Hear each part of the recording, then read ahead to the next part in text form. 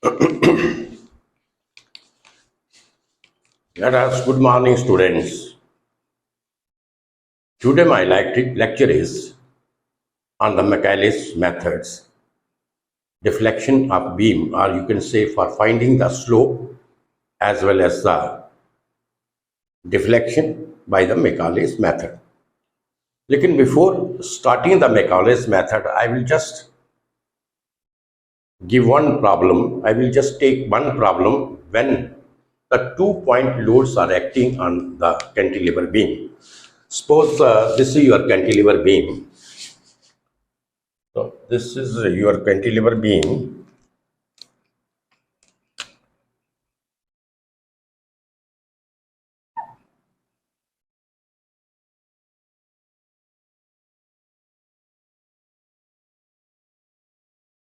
So this is the cantilever beam, and 2-point loads are acting on the cantilever beam. So 2-point loads, one load is this, you can say 3 kilonewton, and this load is say 5 kilonewton. The distance between this and this 1 meter, and this and this distance, this is 2 meter, just like this. So you can say this is a cantilever beam. So 2-point loads are acting on the cantilever beam at some distance like this, and we have to solve this problem by using the double integration method. You understand this? Now the problem is, here you have seen that the 2-point loads are acting on the beam here. If I consider the section, suppose this point is A, this point is B, and this point is C, right? Suppose if I will consider the section here between A and B, this is section 1, A and B. If I will consider the section at 1, between A and B, so you can say you take the distance from here to here. This is your X, right? So, and in second case, if I will take the section here, that is section 2. So again, take the distance from here. This is X, right? So now what is the problem? Here you will get the two bending equations of, here you will get the two bending equation. So जहां पे MAB क्या होगा? So there are the two bending equations there. अगर मैं ये consider करता हूं ये सेक्शन 1, तो बेंडिंग इक्वेशन क्या होगी आपकी? M. So your bending equation is MAB. So your bending equation is minus 3x, right? And if I will consider this section 2 on BC, अगर मैं BC के ऊपर ये सेक्शन कंसिडर करता हूं, तो आपकी बेंडिंग इक्वेशन होगी, this is M, BC is equal to minus 3x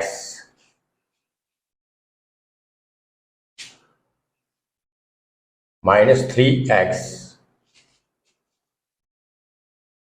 1 and 2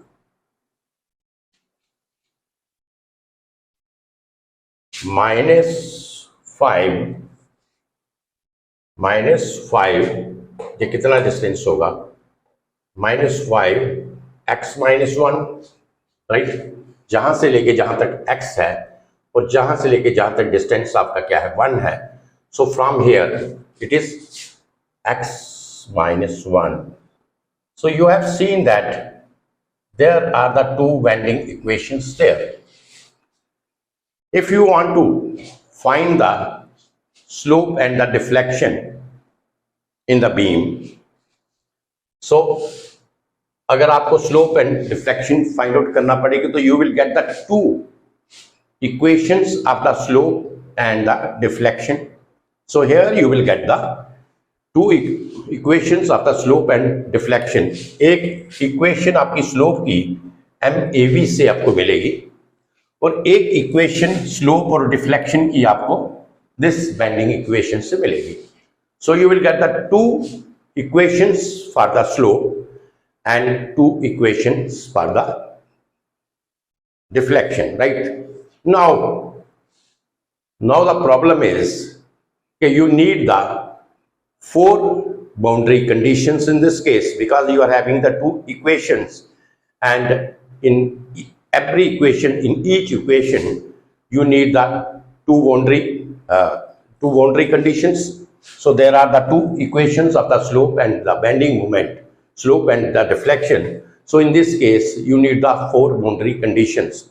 तो जो आज तक हमने पढ़ा था वो क्या था कि there are the two boundary condition at this point, right? At point C where it is a fixed end, right? There are the two boundary conditions here. But हमें कितनी boundary conditions चाहिए इस केस में? We need the four boundary conditions in this case. So we have the four boundary conditions. हमारे पास four boundary conditions हैं. वो क्या क्या है? हमारे पास एक boundary condition होगी आपकी YC, this is equal to 0. That is the deflection at this point C. This is 0. Theta C, that is the slope at this fixed end. This is equal to 0. ये आपकी एक boundary conditions. This is your second boundary conditions. Now third boundary conditions क्या मिलेगी आपकी? Theta B of AB, theta B of AB, this is equal to theta B of BC, right? And fourth boundary condition आपकी होगी by B of AB, this is equal to by B of BC, right? ये क्या मतलब हुआ? Theta B of A B. अगर मैं ये part beam का कंसिडर करता हूं तो पार्ट ए बी, जहां पे जो पॉइंट बी के ऊपर जो आपकी स्लोप होगी वही फॉर ए बी के लिए, पॉइंट बी के ऊपर जो स्लोप होगी for the part A B, the same slope is for the part B C, because part AB and part BC, that is the same part of the beam. एक beam का part है ये दोनों. So you can say this is the part of a beam, that is this is the part of the single beam AB and BC. जो slope आपकी theta B AB के ऊपर होगी वही स्लोप आपकी, अगर BC को मैं कंसिडर करूं तो पॉइंट B के ऊपर आपकी स्लोप सेम होगी, और जो डिफ्लेक्शन आपकी थीटा इस पॉइंट बी के ऊपर होगी फॉर ए बी, वही सेम डिफ्लेक्शन आपकी पॉइंट बी के ऊपर होगी for B C, because these are the part of the single beam, you can say. ठीक है, तो you will get the four boundary conditions, that is C1, C2, C3 and C4. You need four boundary conditions for calculating the value of the four integrating constant. Integral constant जो हमें चार मिलेंगे चार equations में, उनकी value find out करने के लिए हमें क्या होगा? हमें ये चार boundary conditions we will use here and we will get the four constant C1, C2, C3 and C4, and then we will get the two equations for the slope and the two equations for the deflection. तो अगर हमें इस point के ऊपर A B के बीच में slope find out करना है, राइट? अगर हमें ए बी के बीच में स्लोप और डिफ्लेक्शन फाइंड आउट करना है, then we will use this equation M A B. जो एम ए बी इक्वेशन होगी इसमें आपको क्या मिलेगा? एम ए बी में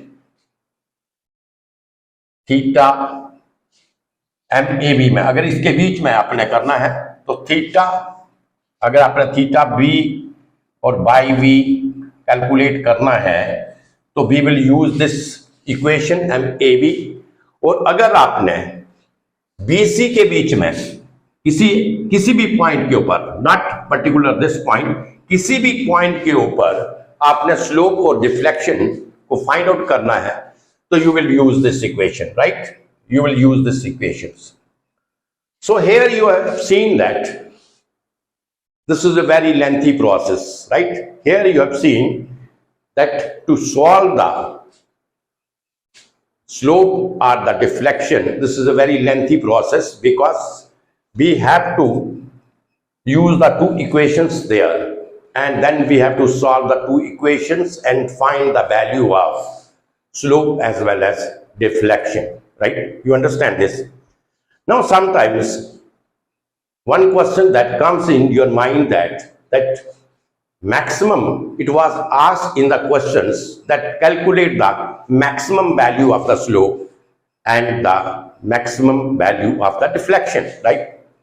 As you know that this is a cantilever beam, whatever the load is acting on the beam, whether it is a point load, whether it is UDL, whether it is UVL, the maximum deflection or maximum slope, maximum deflection, जब maximum slope आपका जो होगा कहां पे होगा, जो maximum deflection और maximum slope जो होगा वो आपका इस पॉइंट के ऊपर होगा, राइट? मैक्सिमम डिफ्लेक्शन और मैक्सिमम स्लोप कहां पे होगा? At point A. और जब हमें एट पॉइंट ए हमें मैक्सिमम डिफ्लेक्शन या मैक्सिमम स्लोप मिल रहा है, then why we don't consider only this part of the beam AB? हम AB मूवमेंट AB लेंगे -3x और इधर से हम कैलकुलेट कर ले whether this is right or wrong, whether we will consider this MAB, because we have to find the maximum deflection and maximum slope. So that lies on this part of the beam, that is at the end part of this, that is at point A. तो इसके लिए अगर if I will use this equation MAB, this is equal to -3s, can we calculate the maximum slope or the maximum deflection? Can we calculate? No, we cannot calculate because we need the boundary conditions. Or here you will see that there is no boundary condition. Here you will not find any boundary conditions. Means for finding the boundary conditions, for taking the boundary conditions, you have to consider whole of this beam from A to C. You have to consider whole of this beam. इसलिए हम इस portion को लेके और ये जो आपकी bending equations है इसको लेके we cannot calculate the maximum deflection and maximum slope of the beam.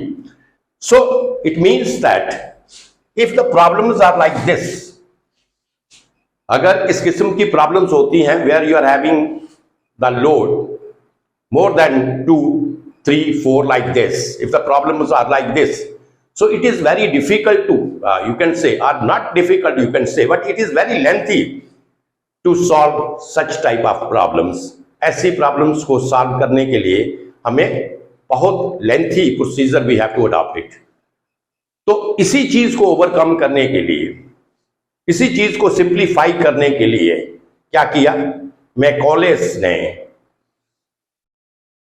एक नया मेथड दिया जिसके कारण, and that is a very important one, that method is very important one because we can solve lot of type of problems by the Macaulay's method.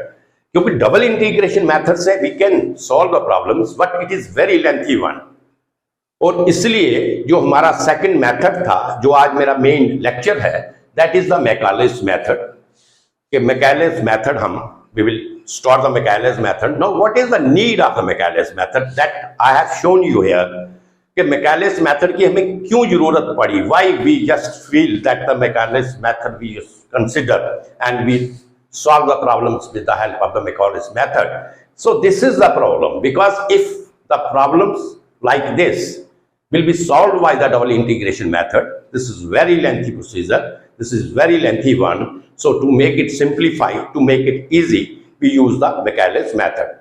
So Macaulay's method हम इस्तेमाल करेंगे, use करेंगे। तो पहले first let us understand that what is the Macaulay's method. Macaulay's method क्या है उसको हम अंडरस्टैंड करेंगे। तो जहां तक ये आपको डबल इंटीग्रेशन का आपको पता चल गया कि अगर हमारे पास एक से ज्यादा लोड भी होते हैं तो डबल इंटीग्रेशन मेथड से we can solve the problems but this is a lengthy problem, right. तो इस केस में क्या होगा, क्योंकि हमें डिफरेंट सेक्शंस लेने पड़ेंगी, डिफरेंट पार्ट के ऊपर डिफरेंट सेक्शंस लेने पड़ेंगी, और डिफरेंट सेक्शंस के लिए हमें we need the boundary conditions. We will get the two, अगर just like this problem there are the two equations for the bend deflection and there are the two equations for the slope. फिर इनको calculate करके इनका जो सारा procedure है follow करके, तो this is very lengthy one. तो मैकॉलेस ने क्या कहा, what is the Macaulay's method.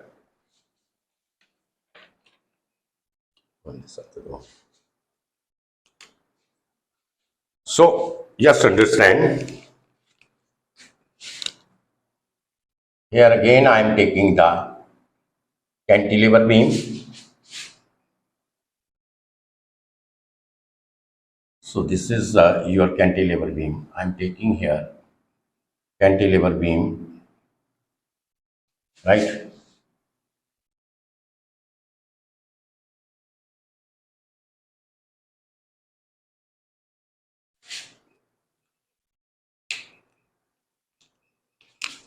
Because this is the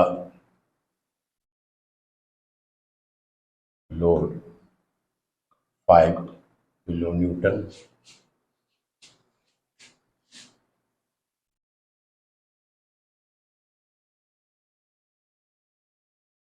kilonewton 1 meter,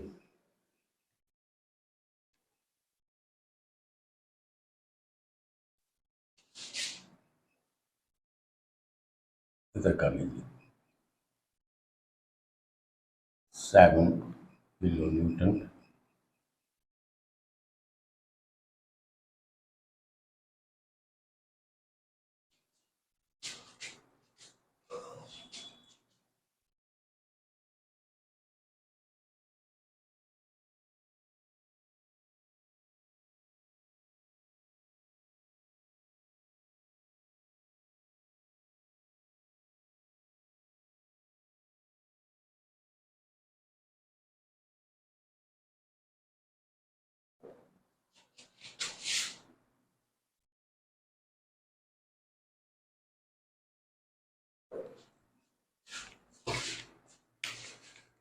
So today we are starting here Macaulay's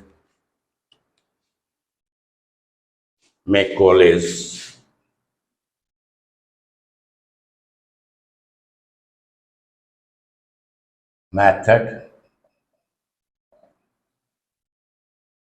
to find the slope and deflection of beam। आज हम Macaulay's method को study करेंगे to find the slope and the deflection of beam. Just understand Macaulay's method, first you understand this Macaulay's method, that is not much different than the double integration method, right? So this method is only used to simplify the problems, and by this way we can easily solve some different type of the problems which we feel that is much lengthy in case of if we will use the double integration method। तो Macaulay's ने क्या कहा कि मैकॉलेस ने कहा कि जो इस किस्म की प्रॉब्लम्स होंगी उसको हम सॉल्व करने के लिए we don't need the different type of the bending equations, but only just we need one bending equation. उसने जैसे डबल इंटीग्रेशन मेथड में अगर आपके डिफरेंट लोड्स होंगे तो जो आपकी बेंडिंग इक्वेशंस होंगी वो आपकी क्या है, डिफरेंट बेंडिंग इक्वेशंस वहां पे बनेंगी, because you have to take the section between that part of the beam. But in case of Macaulay's what he said that we only need one bending equations, whether how many loads that is applied on the beam at any section at any point, but there is only one bending equation. So इसमें क्या होगा कि इसमें एक bending equation हम consider करेंगे, and that we will take a section. In this case, try to understand. उसने कहा था कि we will consider the section which is at far end of the beam, right?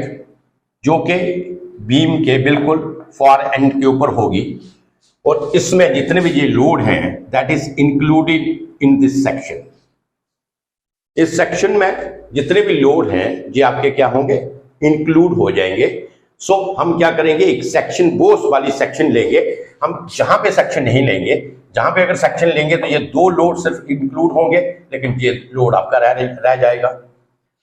तो क्या करेंगे, हम एक ऐसी सेक्शन लेंगे which is at four and all the loads which are acting on the beam that is included in that section. You understand this point?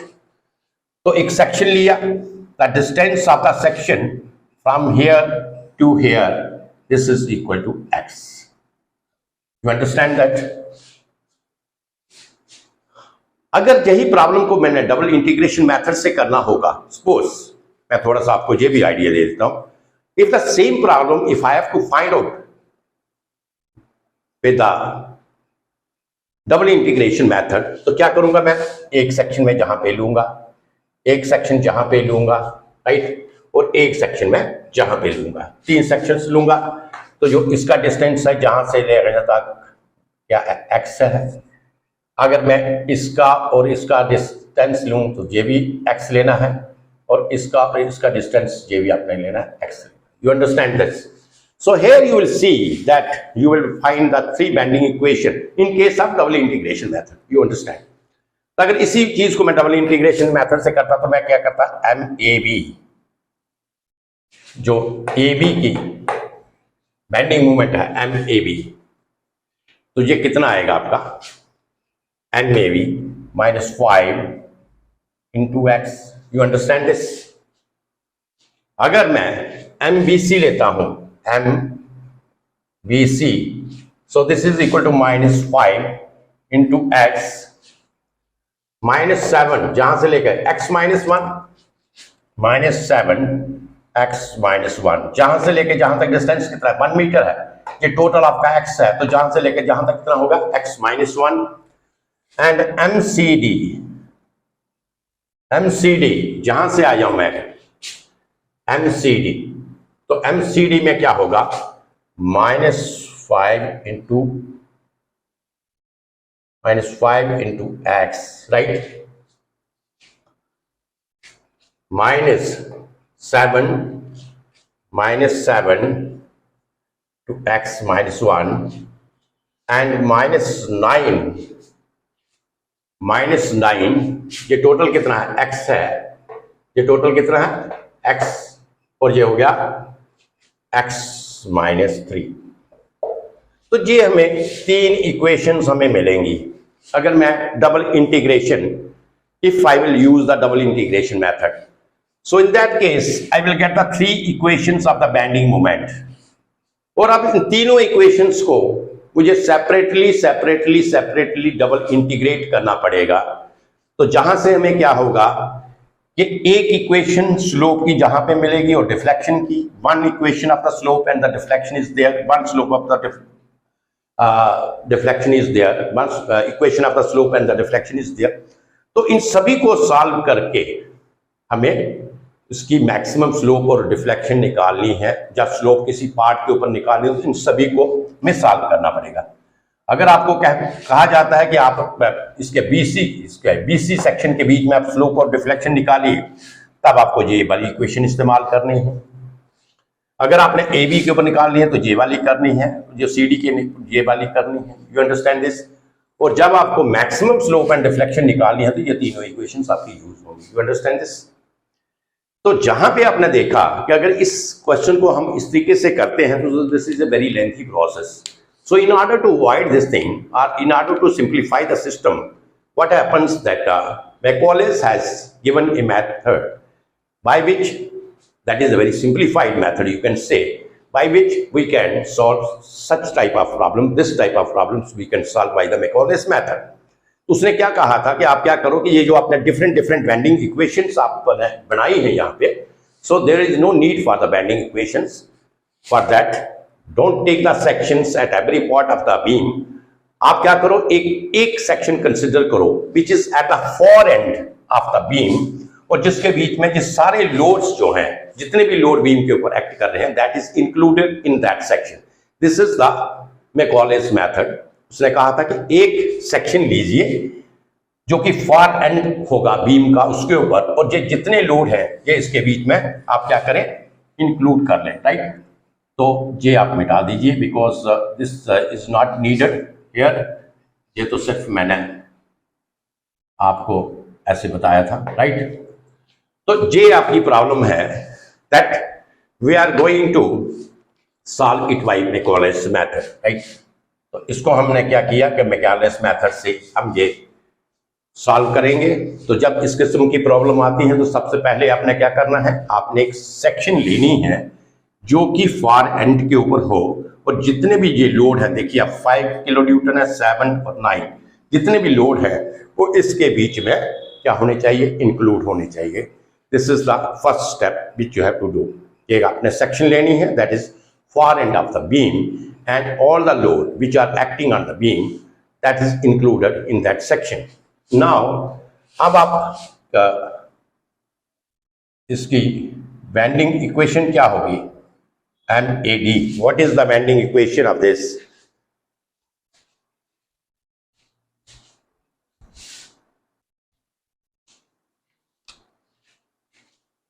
This is a CD. Here जहां पे लेना था that is CD. So MCD क्या होगा equation इसकी। तो पहले जहां तक आप समझ गए, जहां पे let x is the distance from the end part of the section up to the far end, so that every load that is included in that section. You understand this? तो x जो है जहां से लेके जहां तक, जहां पे मैंने सेक्शन लिया far end of this, तो x is the distance from the this end to the section, और ये जितने लोड हैं ये इसके बीच में क्या हो गया, इंक्लूड हो गया। This is the first step. अब मूवमेंट एट दिस वन, इसके ऊपर हमने मूवमेंट लेना है, मूवमेंट एट MCD, तो ये क्या आएगा, -5 into x, 5 distance is how much, x, -7 into x -1 and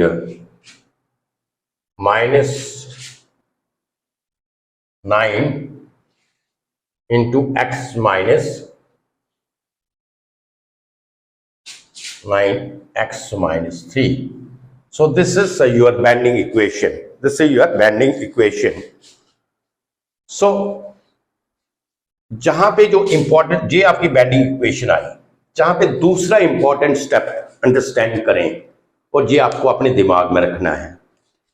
the equation is like this, you don't have to expand the equation, you don't have to solve the equation, because the brackets, the equation which is in the bracket like this, 7 into x minus 1, 9 into x minus 3, that should remain in the brackets. This is the very important part of this problem.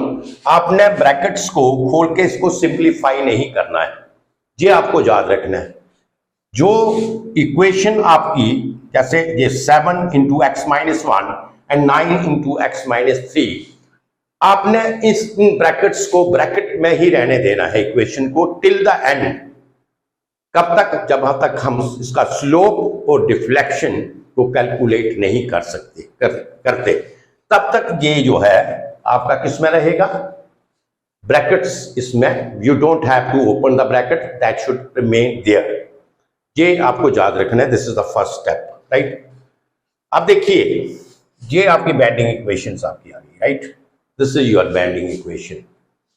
अब suppose करो you have to find the slope and the deflection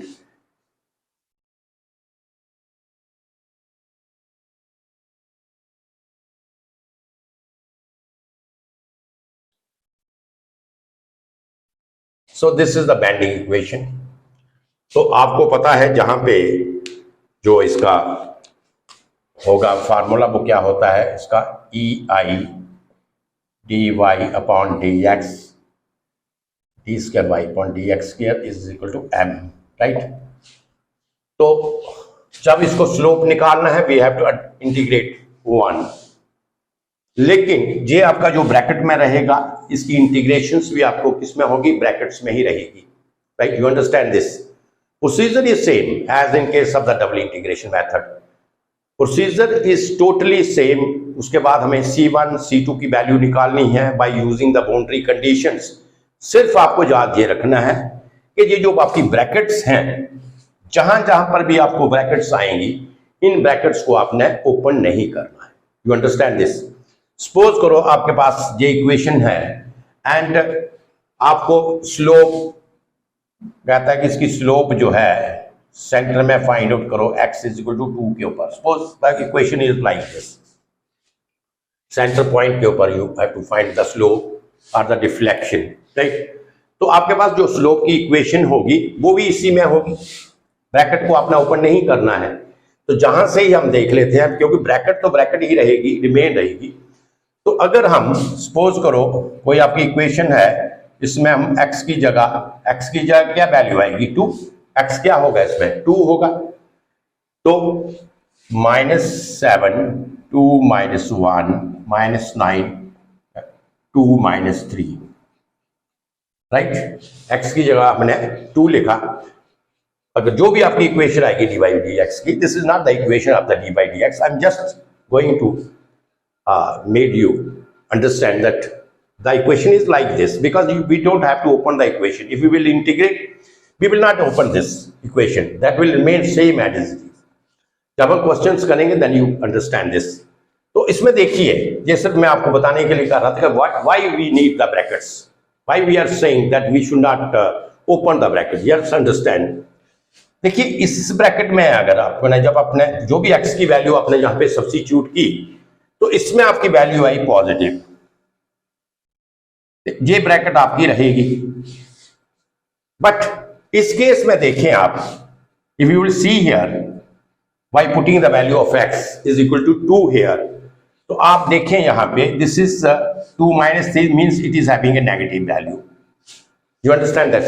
और जब भी हम x की value किसी भी case में, चाहे वो स्लोप हो चाहे आपका डिफ्लेक्शन हो, जिस भी पॉइंट के ऊपर हमें स्लोप निकालनी होगी या जिस पॉइंट के ऊपर हमें डिफ्लेक्शन निकालनी होगी, तो डेफिनेटली हमें x की वैल्यू वहां पे पता होगी कि इतनी x की वैल्यू है। और अगर उस इक्वेशन में हम x की वैल्यू यहां पे सब्स्टिट्यूट करते हैं, और जो सब्स्टिट्यूट करने के बाद जहां पे आपको x अगर आप सब्स्टिट्यूट करते हैं ब्रैकेट्स में, तो जहां पे जिस ब्रैकेट को सब्स्टिट्यूट करने के बाद आपको वैल्यू नेगेटिव आएगी, उस ब्रैकेट को आपने क्या करना है, इग्नोर कर देना है। This is very important point. आपने इसको इग्नोर कर देना है, इसको आपने क्वेश्चन में इस्तेमाल नहीं करना है। You understand this? You understand कि ये ब्रैकेट्स का क्या value, what does it mean? अब देखिए, अगर दूसरे तरीके से मैं अंडरस्टैंड करूं कि हमें ये ब्रैकेट्स को किस लिए इग्नोर करना है, किस लिए इसको निगलेक्ट करना है। देखिए ये पॉइंट है, मैं कहता हूं x इक्वल टू 2, जहां से लेके जहां तक 1 मीटर है, ये तो ये आ गया, जहां पे सपोज करो ये x इक्वल टू 2, इस पॉइंट के ऊपर हमें इसका स्लोप और डिफ्लेक्शन निकालना है, राइट? You understand this? अगर मुझे इस पॉइंट के ऊपर निकालना है, तो यहां पे देखिए ये 7 किलो न्यूटन इसका बेंडिंग मोमेंट इसके ऊपर एक्ट करेगा। This is the 5 kilo Newton, इसका भी बेंडिंग मोमेंट इस पॉइंट के ऊपर एक्ट करेगा जहां पे हमें फाइंड आउट करना है। लेकिन ये जो आपका 9 किलो न्यूटन है, इसका बेंडिंग मोमेंट इसके ऊपर नहीं एक्ट करेगा, because bending moment either we take one this side और वी टेक दिस साइड। अगर हम इस साइड का लेते हैं तो जे बेंडिंग मूवमेंट एक्ट करेगा स्प्रिंग के ऊपर, जे करेगा और जे आपका नहीं करेगा।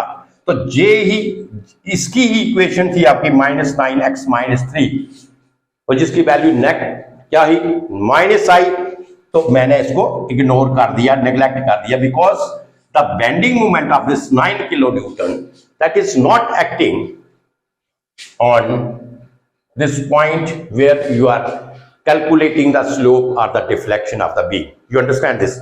अगर यही चीज मैं आपको कहता हूं कि अगर आपकी वैल्यू हो x की, आपके पास वैल्यू है 0.5 मीटर के ऊपर आप निकालिएगा, राइट? x की वैल्यू कितना है? 0.5 मीटर के ऊपर है, तो 0.5 मीटर का मतलब क्या होगा? ऑलमोस्ट जहां पे ये आपका 0.5 होगा, जिस पॉइंट के ऊपर 0.5 के ऊपर। तो अगर कोई भी आपकी इक्वेशन है, तो जो भी आपकी इक्वेशन होगी, अगर उसमें आप 0.5, ये आपके पास इक्वेशन है, इसमें 0.5 आप जहां पे करें तो जे आपका आ जाएगा -5 × 0.5 -7 0.5 -1 एंड -9 0.5 -3। तो जहां से अगर आप देखें तो ये ब्रैकेट्स हमने नहीं खोली है, ब्रैकेट के बीच में मैंने x की जगह 0.5 की वैल्यू पुट की, तो आप देखिए जे भी आपका नेगेटिव वैल्यू होगी और जे भी आपकी नेगेटिव वैल्यू होगी, इसलिए हम ये दोनों टर्म्स को क्या करेंगे? इग्नोर कर देंगे। You understand this? हम दोनों टर्म्स को क्या करेंगे? इग्नोर करेंगे और सिर्फ इसको कंसिडर करेंगे। अब दूसरे पॉइंट ऑफ व्यू से आते हैं, why we will ignore this. मैं इस पॉइंट के ऊपर इसकी स्लोप और डिफ्लेक्शन को फाइंड आउट करना चाहता हूं। तो मैंने आपको कहा था till the end of the slope और डिफ्लेक्शन, जब तक आप कैलकुलेट नहीं करते, आपको जो इक्वेशंस मिलेंगी इंटीग्रेट करके, सिंगल इंटीग्रेट करना है, डबल इंटीग्रेट करना है। सिंगल इंटीग्रेट करने के से आपको क्या मिलेगा? स्लोप मिलेगा। तो वो इक्वेशंस डबल इंटीग्रेट करके आपको डिफ्लेक्शन मिलेगा। तो वो जो इक्वेशन होंगी वो आपको ब्रैकेट्स के केस में ही लेनी है। You don't have to expand the brackets. और जब आपको क्वेश्चन में दिया होगा कि find the slope at the point x equal to 0.5, वो जो इक्वेशन होगी स्लोप की, उसके ऊपर, उसके बीच में जब आप सब्स्टिट्यूट करेंगे x की वैल्यू 0.5, तो जहां पर आपको वैल्यू नेगेटिव मिलेगी, अंडरस्टैंड दिस, जब आप ब्रैकेट में उस वैल्यू को पुट करेंगे और जहां पर जो नेगेटिव वैल्यू होगी वो हम क्या करेंगे? उसको हम इग्नोर कर देंगे, नेग्लेक्ट कर लेंगे, उस वैल्यू को नहीं लेंगे। ये दो इंपॉर्टेंट पॉइंट थे मैकालेस के, जो कि मैकालेस मेथड में हमें अंडरस्टैंड करने हैं और जिसको हमें अपने दिमाग में बिठाना है कि इसके क्या कंसेप्ट थे। मैं दोबारा रिपीट करता हूं। पहला पॉइंट क्या था कि जब हम डबल इंटीग्रेशन मेथड को यूज करेंगे, अगर different type of the loads होगा, तो हम क्या करते हैं कि हर पार्ट के ऊपर एक सेक्शन लेते हैं। You understand that? जैसे ये बीम है आपकी A B C C D, 3 parts में इसके सेक्शन में बीम है। तो आप डबल इंटीग्रेशन में हम 3 सेक्शंस लेंगे, 3 बेंडिंग इक्वेशंस होंगी और फिर इसकी 3 डिफरेंट आपकी स्लोप की इक्वेशंस बनेंगी, 3 आपकी डिफ्लेक्शन की इक्वेशन, बहुत लेंथी प्रोसेस होगा। मैकालेस मेथड में जो आपको 2 पॉइंट रिमेंबर करने हैं, इसमें कोई ज्यादा मुश्किल नहीं है। Everything is same, it is just like the double integration method. जो आपको कैलकुलेशन करनी है, जो आपको स्लोप निकालना है, जो आपको प्रोसीजर फॉलो करना है डिफ्लेक्शन या स्लोप के लिए, जो आपको कांस्टेंट की वैल्यू लेनी है, जो आपको बाउंड्री कंडीशंस अज्यूम करनी है, वो everything is same as in case of the double integration method. उसमें आपको कोई डिफरेंस नहीं, सिर्फ 2 पॉइंट आपको जो जहां पे आपको याद रखने हैं।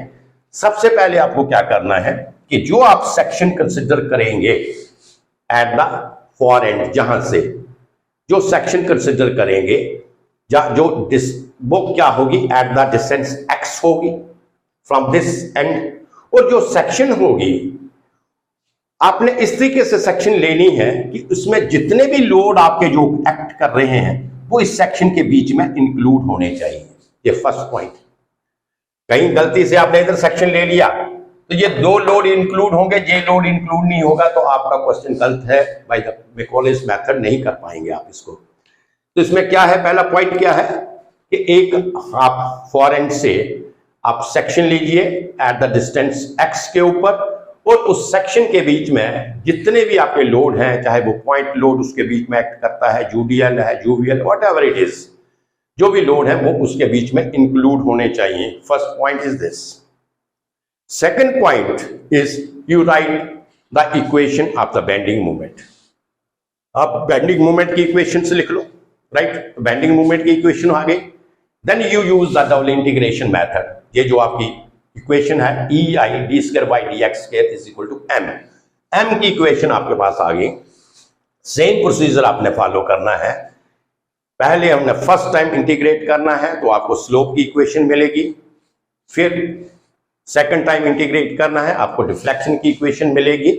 लेकिन जो पॉइंट जहां पे मैं आपको बताना चाहता था, जो आपको रिमेंबर करना है, भूलना नहीं है, वो पॉइंट ये है कि ये इक्वेशन जो होगी, जहां जहां पर भी आपको ब्रैकेट्स होंगे बेंडिंग मोमेंट की इक्वेशन में, जब आप इसको इंटीग्रेट करेंगे तो इसको आपने क्या करना है, इसको एक्सपैंड नहीं करना है, इनको आपने ब्रैकेट्स में ही रखना है टिल द एंड। जब तक हम डिफ्लेक्शन, अगर हमें डिफ्लेक्शन चाहिए किस पॉइंट के ऊपर चाहिए, उस वक्त जो वैल्यूज होंगी उस वक्त हम इसको ओपन करेंगे, जहां हमें स्लोप चाहिए उस वक्त ओपन करेंगे। लेकिन उससे पहले जितना भी प्रोसेस होगा इंटीग्रेशन का, जो भी प्रोसेस होगा, उस प्रोसेस में आपकी जो इक्वेशंस होंगी that should be remain in the brackets, that should not be expanded. अब रीजन क्या है, अब देखिए इसके आगे क्या रीजन होगा। जब भी हमें कोई वैल्यू निकालनी है स्लोप की या डिफ्लेक्शन की कोई वैल्यू निकालनी है, राइट, तो हमें जो वैल्यू निकालनी होगी एक सर्टेन पॉइंट के ऊपर बताया होगा कि इस पॉइंट के ऊपर आप x = 2 मीटर के ऊपर वैल्यू निकालो, या x = 0.5 मीटर के ऊपर निकालो, जैसे मैंने आपको एग्जांपल में जहां पे समझाया। तो उस वक्त क्या करेंगे, जो आपकी स्लोप की इक्वेशन होगी, सपोज आपने स्लोप निकालनी है x = 2 metre, you understand that. और अगर मैक्सिमम स्लोप निकालनी है तो मैक्सिमम स्लोप के केस में क्या होगा, x = 0 होगा। अगर मैक्सिमम स्लोप के केस में क्या होगा, क्योंकि मैक्सिमम स्लोप कहां पे आएगी, eight the point A in the cantilever beam, तो x = 0 होगा। तो मैक्सिमम स्लोप होगा जब किसी पॉइंट के ऊपर आपने निकालनी है, तो जो ब्रैकेट्स हैं उसके बीच में वो वैल्यू सब्स्टिट्यूट करो।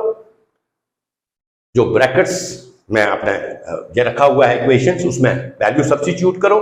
जो पॉजिटिव वैल्यू आएगी सब्स्टिट्यूट करने के, उससे हम कंसिडर करेंगे, और जो ब्रैकेट्स में सब्स्टिट्यूट करने के बाद आपके पास नेगेटिव वैल्यू आएगी, उसको हम क्या करेंगे, इग्नोर करेंगे। ये सिर्फ 2 पॉइंट्स थे जिनको हमें अंडरस्टैंड करना है, जिसको हमें दिमाग में रखना है, और you can say this is the basic concept of the Macaulay's method. आपको कभी भूलना नहीं चाहिए कि मैकॉलेस मेथड जो है वो क्या है। इसको मैंने बहुत इजी तरीके से, बड़े सिंप्लीफाई वे से आपको समझाने की कोशिश किया है। तो ये सिर्फ आपका मैकॉलेस मेथड है, that is not, you can say, different than that of the double integration method.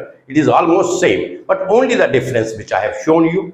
और इससे क्या होगा, why it is needed, why yes we feel that it is a need of this, that we will use the Macaulay's method. Reason is, what is the reason is that you can say it is the simplified method. अगर हम double integration से ये problem कर सकते हैं, we can solve this problem by the double integration method. लेकिन ये बहुत ज़्यादा लंबा, time consuming, very boring, you can से लाइक दिस, तो हो जाता है, इतना टाइम नहीं होता एग्जाम के ऊपर। तो हम बहुत सारी प्रॉब्लम्स जो है मैकॉलेस मेथड से हम कर सकते हैं। तो आज अभी हम एक ऐसी प्रॉब्लम करते हैं, सो दैट कि आपको ये जो इसका प्रॉपर एप्लीकेशन है पूरा समझ आ जाए। ये तो मैंने अब जस्ट आपको इसका प्रीव्यू दिया था, समझाया था इस तरीके से, बट जब हम न्यूमेरिकल इसका करेंगे, कोई इसकी प्रॉब्लम सॉल्व करेंगे, तो you can understand it well कि हम इसको किस तरीके से करेंगे, राइट। तो इसकी हम प्रॉब्लम सॉल्व करते हैं, write it.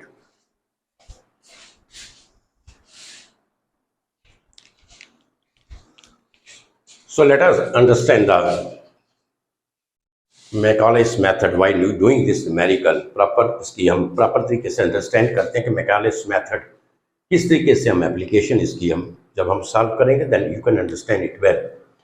So this is the one numerical I have taken, one problem, क्या है कि this is the cantilever beam, right, and the 2 point loads are acting on the beam at some distances of the beam. 2 point load इसके ऊपर act कर रहे हैं beam के ऊपर। इस प्रॉब्लम को हमने किसके साथ, कौन सा मेथड से इस्तेमाल करना है? मैकॉलेस, एमएस, इसे हम मैकॉलेस मेथड से करेंगे, राइट। तो जहां पे हम मैकॉलेस मेथड का इस्तेमाल करेंगे, how we will solve this problem by Macaulay's method. अब देखिए सबसे पहले स्टेप क्या था हमारा, when we are using the Macaulay's method, this is the cantilever beam. First we will take the section, right, section at the far off from this end, so that these 2 loads which are here, that should be included in that. तो मैं कहता हूं कि suppose करो ये मैंने section ले लिया, this is the section 1 which as I have taken the far end, और जो इसका डिस्टेंस है फ्रॉम फ्री एंड से, इस सेक्शन का जो डिस्टेंस फ्रॉम फ्री एंड से है, this is your x, x is the distance from the free and, right.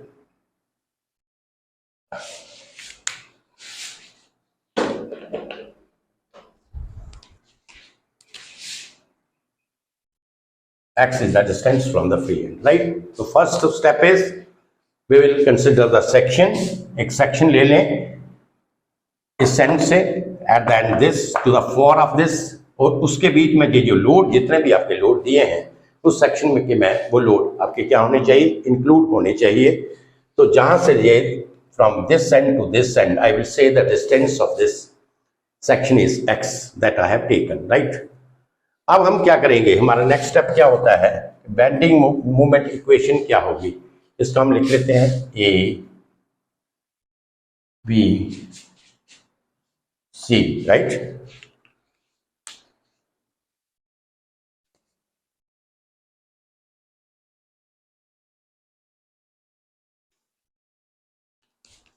So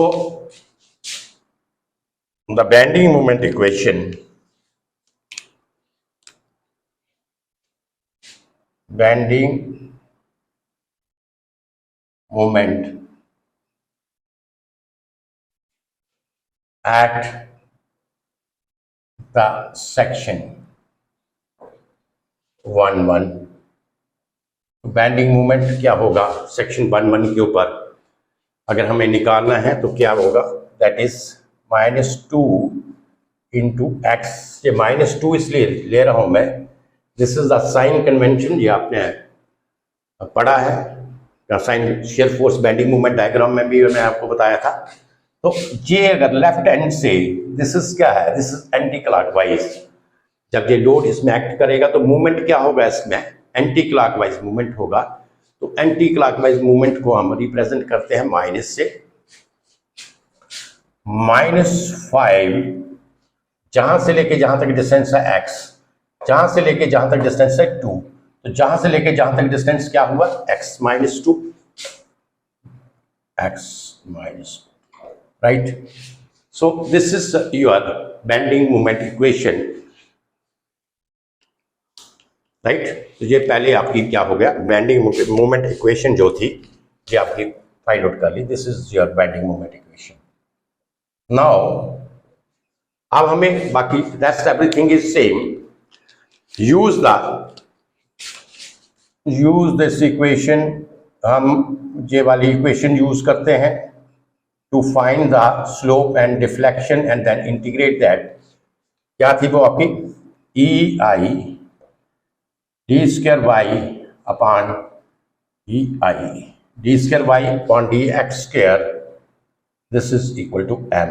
this is the equation that we use, E I D square Y, और you can say, इस equation को आप कैसे लिख सकते हैं, or therefore E I D square Y upon D x square, M क्या है, -2x -5 इंटू एक्स -2। मैंने क्या बताया था कि आपको ब्रैकेट्स को एक्सपेंड नहीं करना है, इसमें आपको जो ब्रैकेट्स होंगी इसको ब्रैकेट में ही रहने देना है, इक्वेशन को एक्सपेंड नहीं करना है, राइट।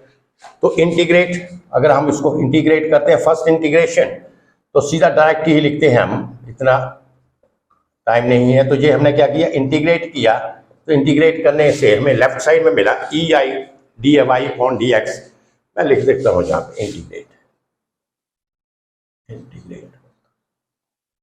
राइट। तो this is equal to -2x²/2। सीधा डायरेक्ट कर रहा हूं मैं, इसको मैंने इंटीग्रेट किया, इसकी इंटीग्रेशन लिख रहा हूं। -2x²/2 -5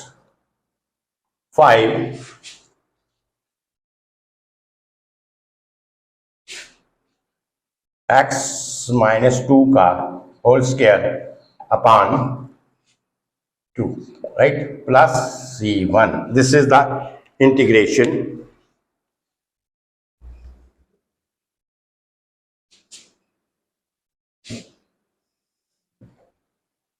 Right.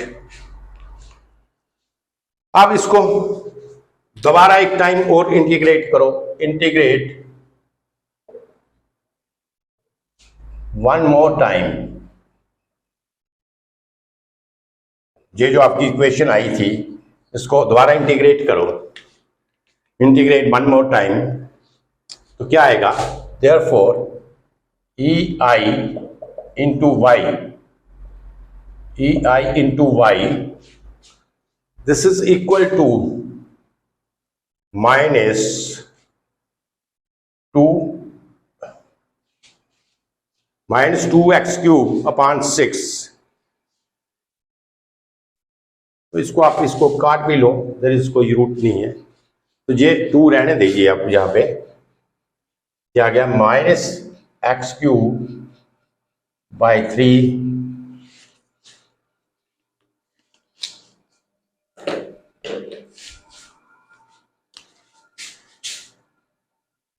-x³/3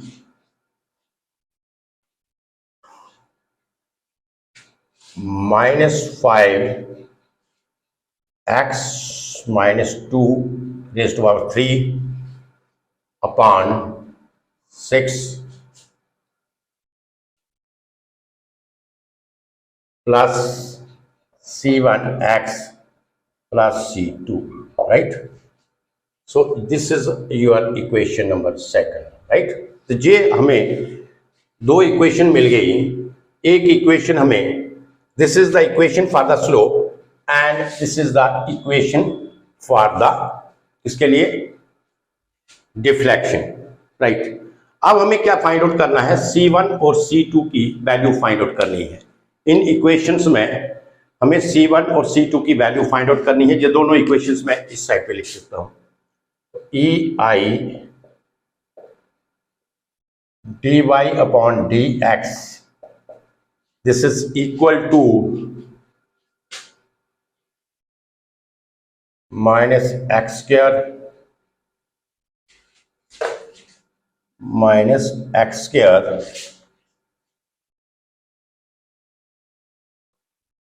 -5/2 x-2 का होल स्क्वायर, राइट।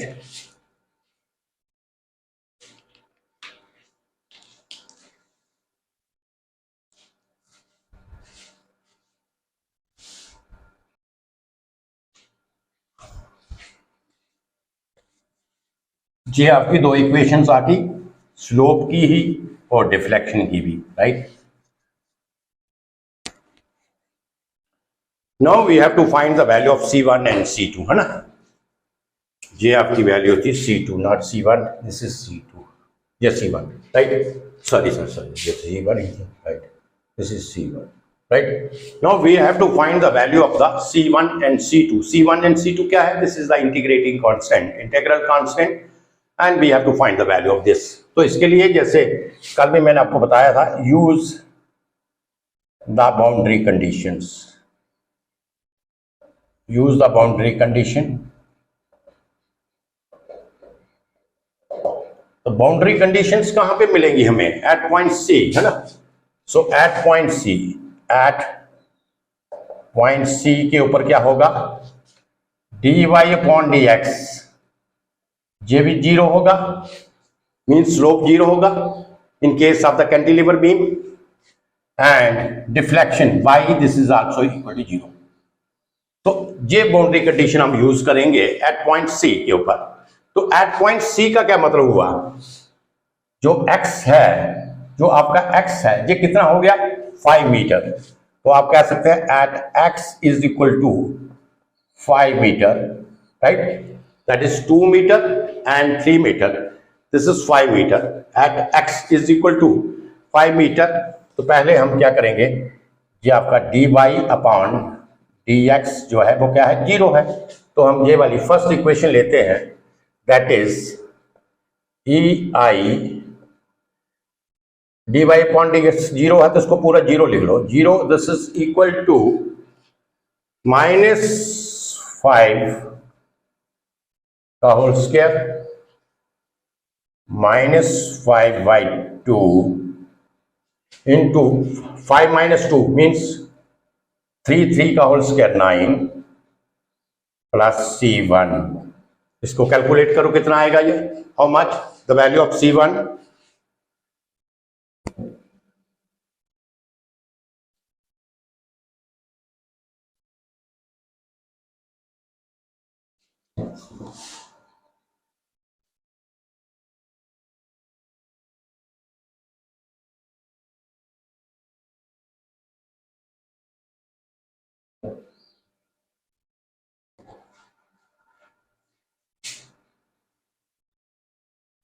पच्चीस।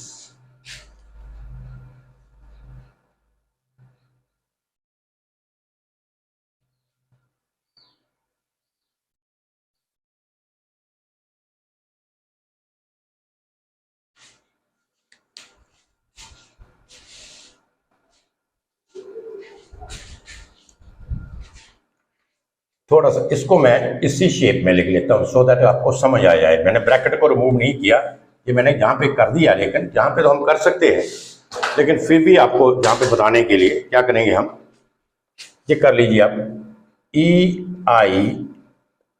ये जीरो आ जाएगा आपका, x जो है इसके ऊपर क्या 5 मीटर है, तो इसमें वैल्यू पुट करें, ये -5 का होल स्क्वायर -5/2, इसको हम ब्रैकेट में लिखते हैं पहले 5, क्या चक्कर बन गया ये,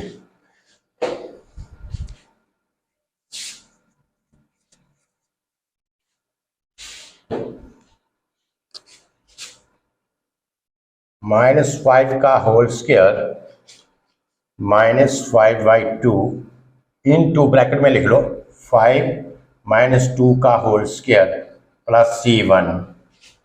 ये मैंने क्यों ब्रैकेट में लिखा, वो भी ठीक था, ये मैंने आपको समझाने के लिए लिखा कि देखिए जहां पे ब्रैकेट में जब हमने x की वैल्यू 5 डाली, you have seen that it is having the positive value.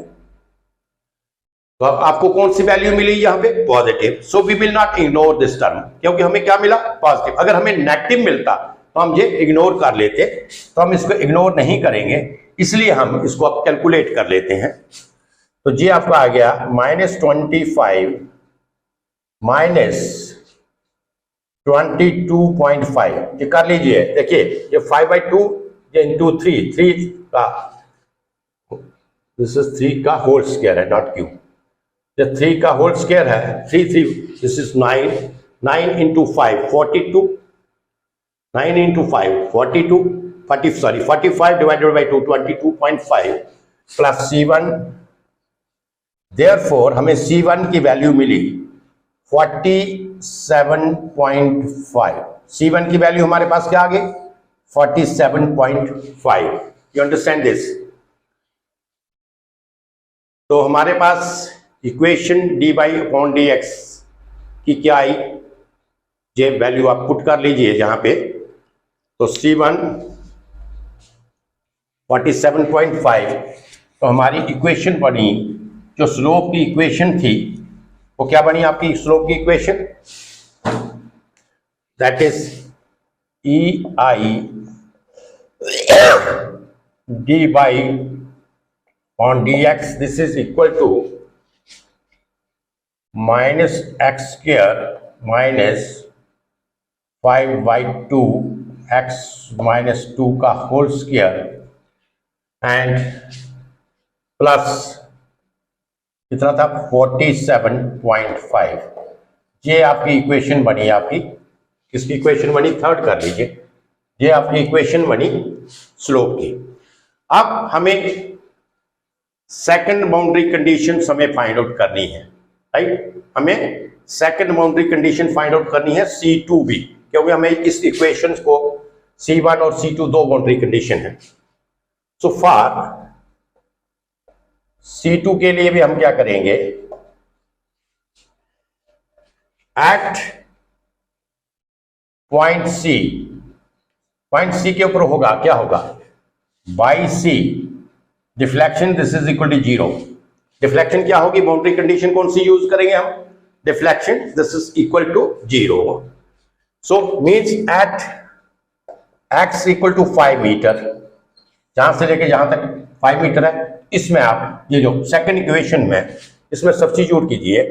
Therefore EI deflection क्या है, 0 है तो 0 कर लीजिए, ये तो 0 हो गया आपका। x की वैल्यू कितने, 5 minus 5 whole cube by 3 minus 5 minus 2 whole cube upon 6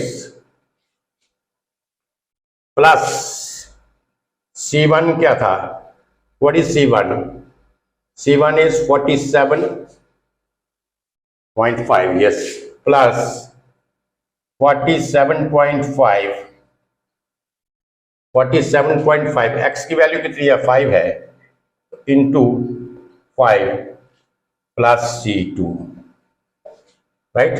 तो जहां से आप C2 की वैल्यू कैलकुलेट करके मुझे बताइए, what is the value of C2, what is the value of C2।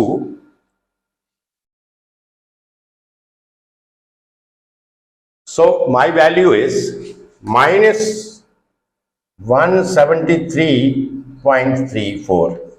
This is the value of C2, right? This is the value of C2. तो ये मेरी C2 की वैल्यू आई। तो ये जो ये वाली इक्वेशन थी, दिस इक्वेशन, इसमें आप वैल्यू सब्स्टिट्यूट कर दो C1 और C2 की, तो ये आपकी डिफ्लेक्शन की इक्वेशन आ जाएगी, right.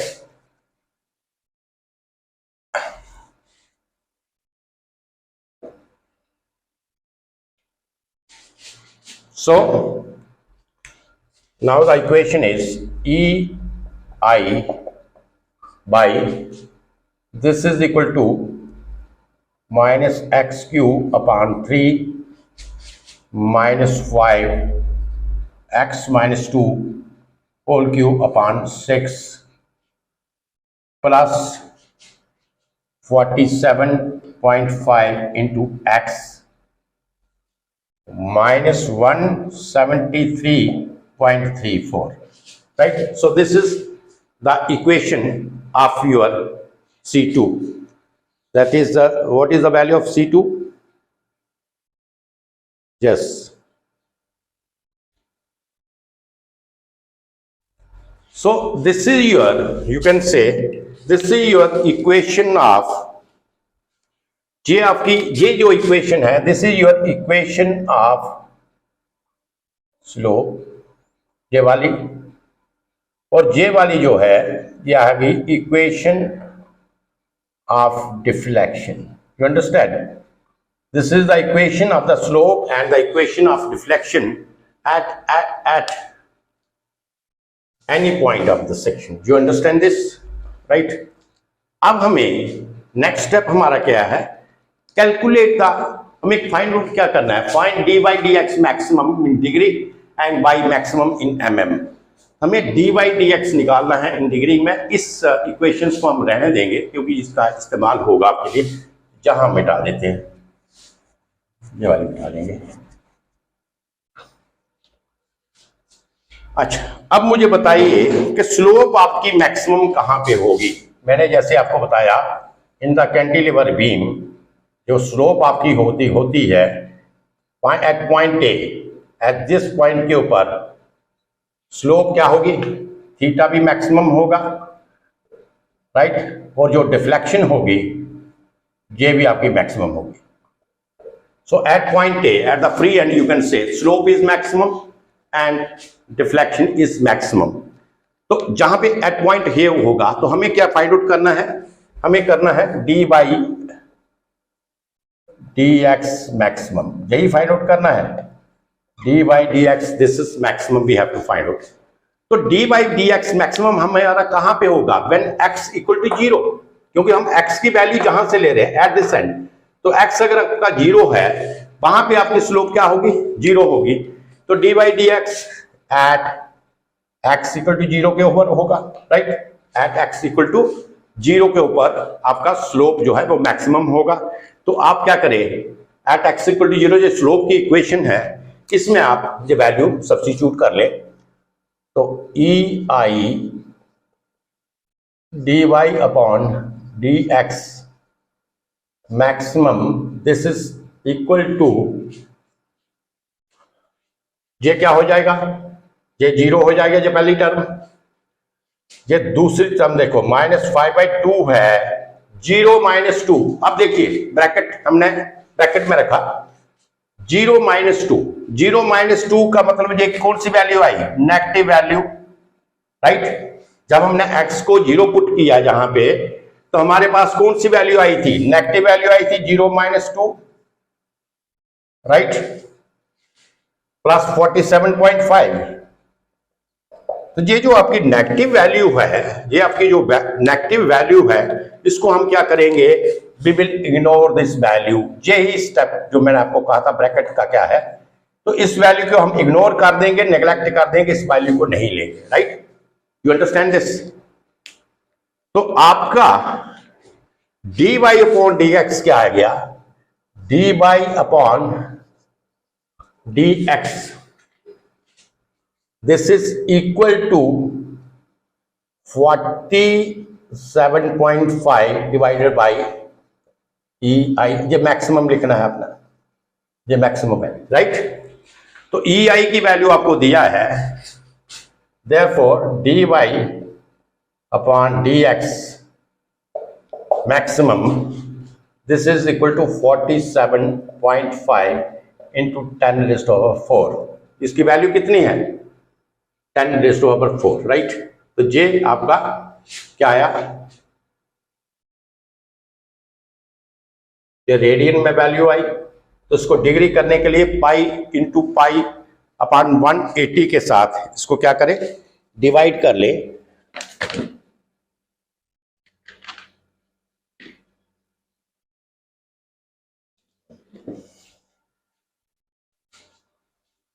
So therefore theta maximum हमने किस में निकालना है, डिग्री में निकालना है, ये रेडियन था, तो ये आ गया 47.5 10⁻⁴ into pi upon 180.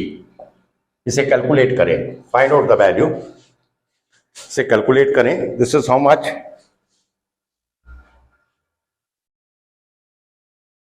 So this is 272 degree. तो ये आपका थीटा मैक्सिमम की वैल्यू आ गई, राइट. ये आपका स्लोप मैक्सिमम की वैल्यू आ गई. यू अंडरस्टैंड दिस, कि स्लोप मैक्सिमम हमने कैसे निकाला. तो this is the value of slope maximum. अब देखिए ये इक्वेशन मिटा दीजिए, क्योंकि इसके स्लोप तो हमने निकाल दिया, ये भी मिटा दीजिए. अब हमें क्या वैल्यू निकालनी है, बाई mm की वैल्यू निकालनी है, deflection maximum deflection in mm. तो डिफ्लेक्शन मैक्सिमम भी जो होगी वो कहां पे होगी, इस पॉइंट के ऊपर होगी. तो इस पॉइंट के ऊपर जो डिफ्लेक्शन मैक्सिमम होगी, तो बाई मैक्स क्या आएगा, बाई मैक्स कहां पे आएगा, at x equal to 0. Y max की वैल्यू कहां आएगी, जब x की वैल्यू आपकी क्या होगी, 0 होगी. तो therefore ei y max is equal to, ये आ गया 0, ये -5, 0 - 2 का whole cube upon 6 plus 47.5 into 0 minus 173.34। तो अब देखिए जहां पर भी क्या हुआ, जे तो आपका 0 था, राइट, और जे जो वैल्यू है, ये value, this is negative value, इसे हम इग्नोर कर देंगे, ये भी 0 आ गया, ये भी 0 है, तो आपके पास वाई मैक्स कितना हो गया, -173.34 डिवाइडेड बाई 10⁻⁴, राइट। तो हमें mm की में इसकी वैल्यू निकालनी है, किसमें निकालनी है, mm में इसकी वैल्यू निकालनी है।